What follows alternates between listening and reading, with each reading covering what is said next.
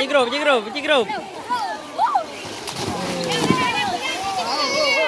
Berani. Dia belum apa.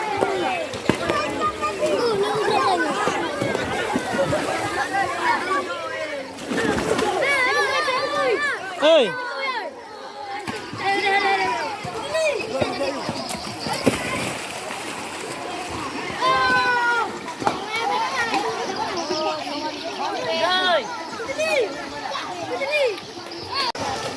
Bampung ku. Pampayung. Payung.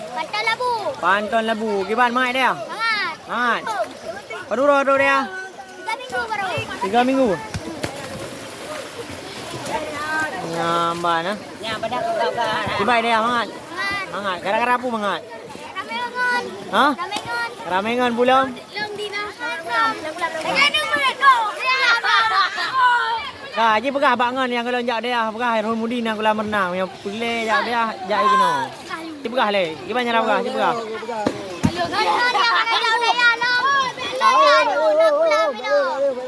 Mangat dah mana? Penting wate jaga. Wate Bu Yasin. Belum wate jamaah. Ya, hura. Hura.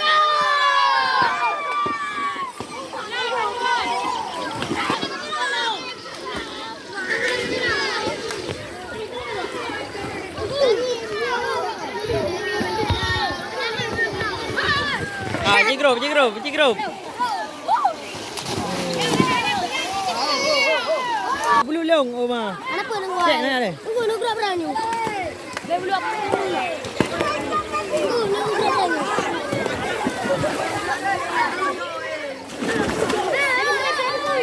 Hei.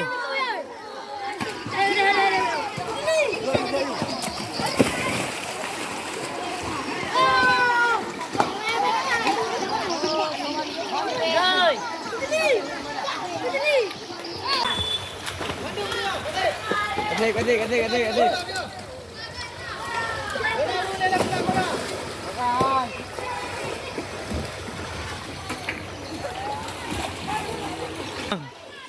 Kak, kata wate, dengar.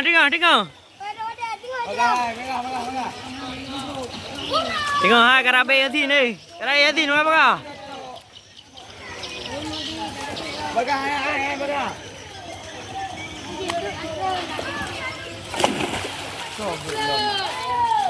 Ha, dengar.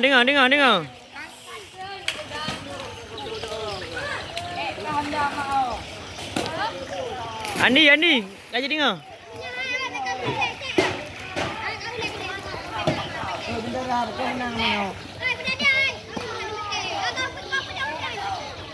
Ya, nah penting jaga wate bagus.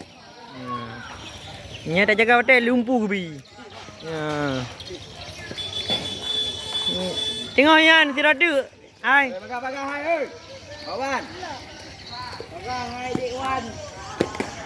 Selamat, adik dia. Nah, nyo kabeh wate mana? Ka wate jamaah Yasin nah. 10 minit tu jamaah Yasin baik na urang le yang pula. Bang. Ya, si Radu. Aja tengok ha. Kabeh wate. Tengok mana malam. Ya, bang suasana.